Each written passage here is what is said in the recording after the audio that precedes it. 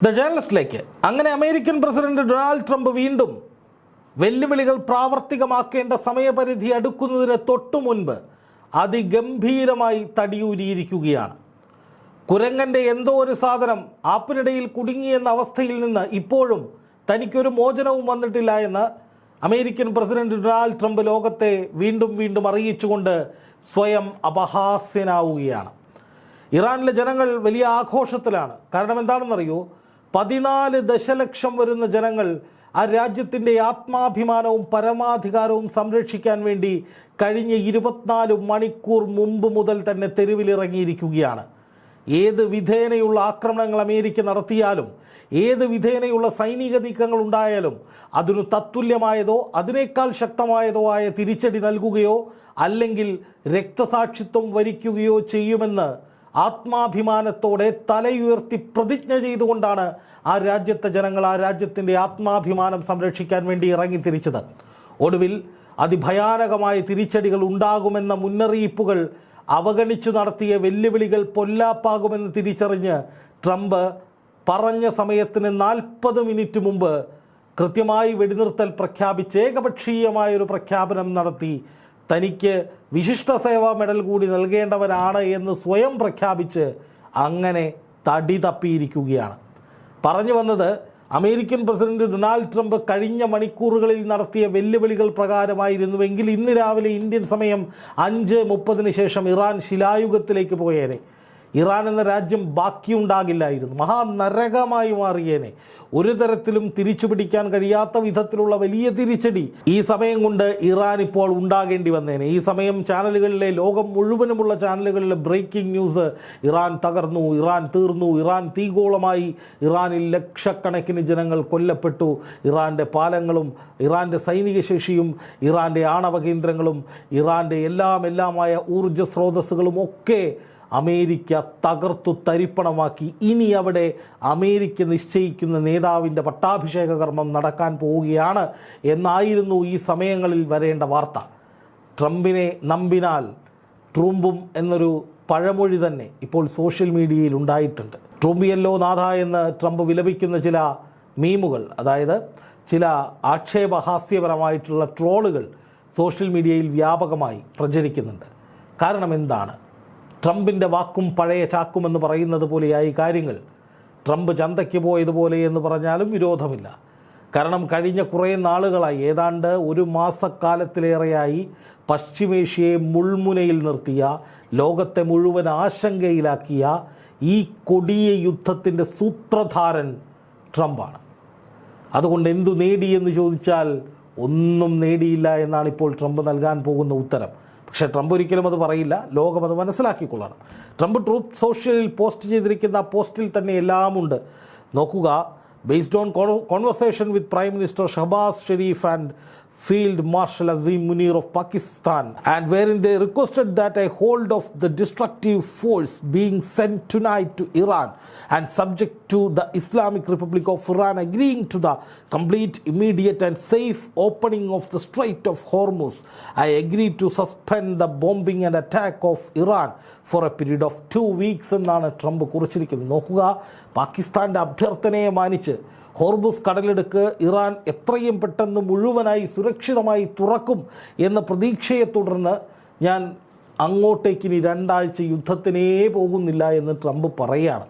ഈ ട്രംപ് കഴിഞ്ഞ ദിവസം പറഞ്ഞത്, അല്ലെങ്കിൽ മണിക്കൂറുകൾക്ക് മുൻപ് പറഞ്ഞത്, ഇനി ഇറാനുമായൊരു ചർച്ചയ്ക്കുമില്ല, ഇറാൻ ഒരു കരാറിലേർപ്പെട്ടില്ലെങ്കിൽ ഞാൻ എല്ലാം തച്ചു തകർക്കും എന്നായിരുന്നു ട്രംപ് പറഞ്ഞത്. ഇറാനെ ഒരിക്കലും തിരിച്ചു വരാൻ കഴിയാത്ത വിധത്തിൽ നശിപ്പിച്ചില്ലായ്മ ചെയ്യുമെന്നാണ് ട്രംപ് പറഞ്ഞത്. എന്നിട്ട് എവിടെയാണ് ഇറാൻ കരാറിൽ ഒപ്പുവെച്ചത്? ഒരു കരാറിലും ഒപ്പുവെച്ചിട്ടില്ല എന്ന് ഇറാൻ ഇതോടകം ഔദ്യോഗികമായി പ്രഖ്യാപിച്ചിട്ടുണ്ട്. എന്ന് മാത്രമല്ല, ഇത് തങ്ങളുടെ മഹാവിജയമാണ് എന്ന് ഇറാൻ പ്രഖ്യാപിക്കുകയും ചെയ്തിരിക്കുന്നു. അവിടെ വലിയ ആഘോഷങ്ങളും നടക്കുകയാണ്.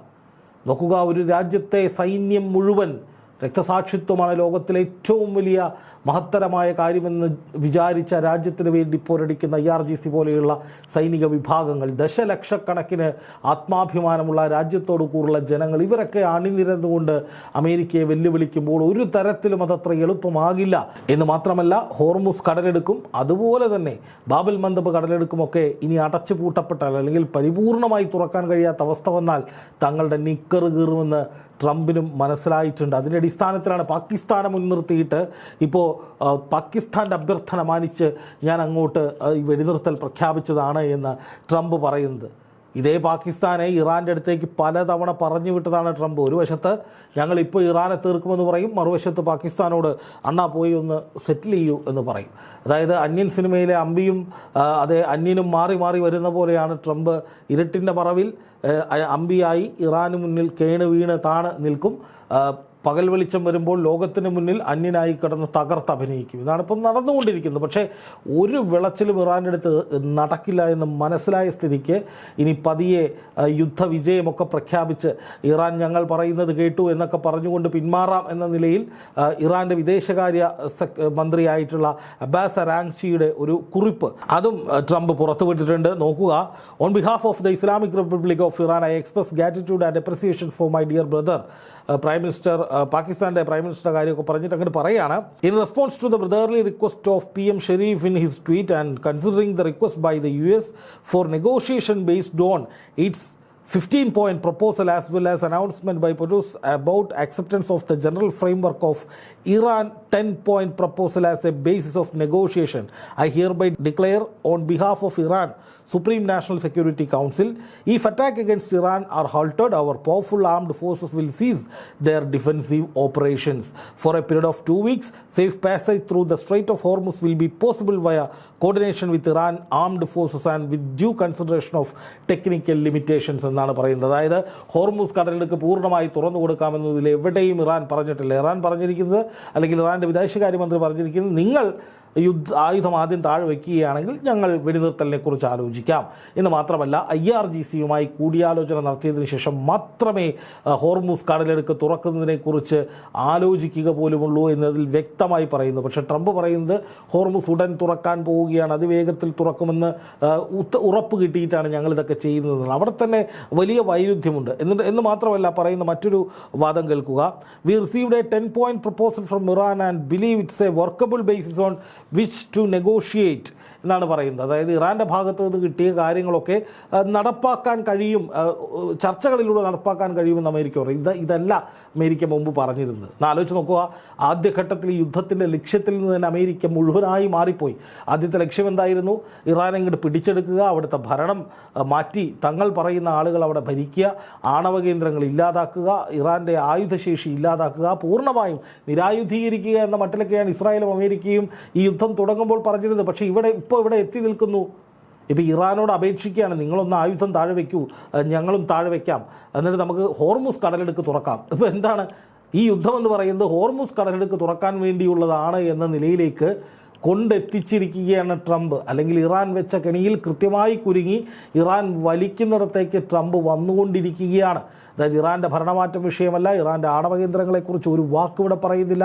ഏതെങ്കിലും തരത്തിൽ ഇറാൻ്റെ സൈനിക ശേഷി ഇല്ലാതാക്കുമെന്നോ അല്ലെങ്കിൽ ഇറാൻ്റെ മിസൈൽ ശേഷി ഇല്ലാതാക്കുമെന്നോ ഇറാൻ ലോകത്തിന് മുഴുവൻ ഭീഷണി, അങ്ങനത്തെ ഒരു വർത്തമാനവും ഇല്ല. ഇപ്പോൾ പറയുന്നത് ഇറാൻ ഈ ഹോർമുസ് കടലെടുക്ക് തുറക്കുകയും ഇറാൻ പറയുന്ന കാര്യങ്ങൾ നെഗോഷിയേറ്റ് ചെയ്യുകയും ചെയ്തു കഴിഞ്ഞാൽ ഇത് ഒരു സമാധാനപരമായി നിലനിൽക്കും എന്നാണ് പറയുന്നത്. പിന്നെ അതുപോലെ തന്നെ ട്രംപ് സ്വയം ഒരു വലിയ സംഭവമായിട്ട് മാറിയിട്ടുണ്ട് കേട്ടോ. അതുകൂടി ഒന്ന് വായിക്കാം.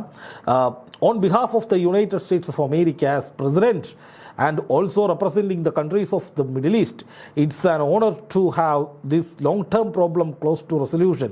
Thank you for your attention to this matter എന്നൊക്കെയാണ് പറയുന്നത്. അതായത് ഇതൊരു ബഹുമാനകരമായ കാര്യമായിട്ട് അല്ലെങ്കിൽ ഒരു വിശിഷ്ട കാര്യമാണ് താൻ ചെയ്തത് എന്നാണ് ട്രംപ് സ്വയം പുകഴ്ത്തുന്നത്. നോക്കൂ, ഒരു പ്രശ്നവുമില്ലാതിരുന്ന പശ്ചിമേഷ്യയിൽ ഇക്കണ്ട പ്രശ്നം മുഴുവൻ ഉണ്ടാക്കിയിട്ട് അതിൻ്റെ അപ്പോസ്തലനായിട്ട് അതിൻ്റെ സൂത്രധാരനായിട്ട് ഇസ്രായേലിൻ്റെ വാക്കും കേട്ട് ഇറാനെ കയറി ആക്രമിച്ചിട്ട് ഗൾഫ് രാജ്യങ്ങളെയും പശ്ചിമേഷ്യൻ രാജ്യങ്ങളെയും ലോകത്തിനെ മുഴുവൻ തന്നെയും 1.5 മാസക്കാലം ഭീതിയുടെയും ആശങ്കയുടെയും മുൾമുനയിൽ നിർത്തിയിട്ട് ഇന്ധന വിലക്കയറ്റമടക്കം പല രാജ്യങ്ങളിലും രൂക്ഷമാക്കി ആ രാജ്യങ്ങളിലൊക്കെ ഗുരുതരമായ പ്രതിസന്ധി ഉണ്ടാക്കി വലിയ ആശങ്കകൾക്ക് തുടക്കമിട്ടിട്ട് കുവൈറ്റ് അടക്കമുള്ള രാജ്യങ്ങളുടെ വിപണനത്തിനായി തയ്യാറാക്കിയ എണ്ണ നഷ്ടപ്പെടുന്ന വിധത്തിലേക്ക് ഈ യുദ്ധത്തിനെ എത്തിച്ചിട്ട് ഒടുവിൽ ട്രംപ് പറയുകയാണ് മിഡിൽ ഈസ്റ്റിൻ്റെ പ്രതിനിധി എന്ന നിലയിൽ അല്ലെങ്കിൽ അമേരിക്കൻ പ്രസിഡന്റ് എന്ന നിലയിൽ ഈ പ്രശ്നം പരിഹരിച്ചതിൽ അതൊരു വലിയ ശ്രേഷ്ഠമായ കാര്യമായി വിശിഷ്ട സേവനമായി ഞാൻ കാണുകയാണ്. ഈ പ്രശ്നം ഉണ്ടാക്കിയവൻ തന്നെ അത് ഒതുക്കി തീർത്ത് തടി ഊരുമ്പോൾ പറയുകയാണ് ഞാനെന്തോ വലിയ കാര്യം ചെയ്തു എന്ന്. ആലോചിച്ച് നോക്കൂ, എത്ര അപമാനകരമാണ് അല്ലെങ്കിൽ അപഹാസ്യപരമാണ് ട്രംപിൻ്റെ നീക്കങ്ങളെന്ന്. 8 നിലയിൽ പൊട്ടിയിട്ടും എറിഞ്ഞ് തോച്ചിട്ടും താൻ ജയിച്ചേ എന്ന മട്ടിൽ അല്ലെങ്കിൽ താനെന്തോ ചെയ്തത് മുഴുവൻ വലിയ കാര്യങ്ങളാണ് എന്ന മട്ടിൽ വീണ്ടും വീണ്ടും തള്ളി മറയ്ക്കുകയാണ് ട്രംപ്. ഇതിനൊന്നും ലോകരാജ്യങ്ങൾ അഡ്രസ്സ് ചെയ്യുന്നില്ലേ എന്നുള്ള ചോദ്യമാണ് ഇപ്പോൾ പ്രസക്തമാകുന്നത്. കാരണം ലോകത്തെ മുഴുവൻ ഇത്രയും നാൾ വലിയ ആശങ്കയിലാണ് അമേരിക്കയുടെ തീരുമാനത്തെ തുടർന്ന് നിലകൊണ്ടതെന്നേ. എന്നിട്ട് ഇപ്പോൾ പറയുകയാണ് ഇതൊക്കെ ഇത്രയും കാര്യങ്ങൾ ചെയ്തതൊക്കെ വലിയ സംഭവമാണ് എന്ന നിലയിൽ. എന്തായാലും ഇറാൻ വിജയം പ്രഖ്യാപിച്ചിരിക്കുകയാണ്. ഇത് തങ്ങളുടെ വിജയമാണ് എന്ന് അസന്നിഗ്ധമായി തന്നെ ഇറാൻ പറഞ്ഞിരിക്കുന്നു. എന്ന് മാത്രമല്ല ഇറാൻ കൊടുത്തിരിക്കുന്ന നിർദ്ദേശങ്ങൾ നടപ്പാകും, അത് നടപ്പാക്കണം എന്ന കടുത്ത വാശിയിൽ തന്നെയാണ് ഇറാൻ. ശരിക്കും അമേരിക്കയ്ക്ക് മുന്നിൽ ഇറാൻ തോൽക്കുകയായിരുന്നുവെങ്കിൽ ഇറാൻ ചെയ്യേണ്ടിയിരുന്നത് എന്താണ്? നിരുപാധികം അമേരിക്ക പറയുന്നതെല്ലാം അംഗീകരിച്ചുകൊണ്ട് ഞങ്ങൾ വെടിനിർത്തലിലേക്ക് കടക്കുകയാണ്, ഹോർമുസ് കടലിലേക്ക് ഇതാ തുറന്നിരിക്കുന്നു, അമേരിക്കയുടെ അഭ്യർത്ഥന ഞങ്ങൾ കേട്ടിരിക്കുന്നു, അല്ലെങ്കിൽ അമേരിക്കയുടെ ആവശ്യം ഞങ്ങൾ ചെവിക്കൊണ്ടിരിക്കുന്നു എന്നൊക്കെയാണ് പറയേണ്ടത്. പക്ഷേ ഒരിക്കലും ഇറാൻ അതൊന്നും അംഗീകരിച്ചിട്ടില്ല. അപ്പോൾ ട്രംപ് ഇറാൻ്റെ വിദേശകാര്യമന്ത്രിയുടെ ഒരു ലെറ്ററൊക്കെ ഇടുന്നതിൻ്റെ അർത്ഥം എന്ന് പറയുന്നത്, ഞാൻ പറയുന്നത് ഇറാൻ കേട്ടു എന്ന് വരുത്തി തീർക്കാനാണെങ്കിലും ആ ലെറ്ററിലൊക്കെ കൃത്യമായി തന്നെ പറയുന്നുണ്ട് ഒരു ഒത്തുതീർപ്പുമില്ല, നിങ്ങൾ ആയുധം താഴെ വെച്ചാൽ ഞങ്ങൾ താഴെ വയ്ക്കാം. ഇത് തന്നെയാണ് ഇറാൻ മുമ്പും പറഞ്ഞത്.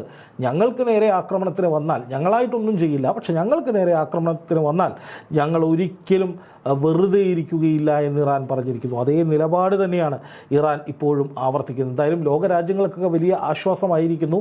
ഇന്ധനവില കുതിച്ചുയരുന്നതടക്കമുള്ള സാമ്പത്തിക വ്യവസ്ഥ തകിടം മറിയുമെന്നുള്ള ഭീതി, വിലക്കയറ്റം രൂക്ഷമാകുമോ എന്നുള്ള ആശങ്ക, എണ്ണക്ഷാമം അടക്കമുള്ള വലിയ പ്രശ്നങ്ങൾ ഉണ്ടാകുമോ എന്നുള്ള വലിയ ഭീതിയൊക്കെ ഒഴിയുന്നൊരു സാഹചര്യത്തിലേക്ക് കാര്യങ്ങൾ മാറിയിരിക്കുന്നു.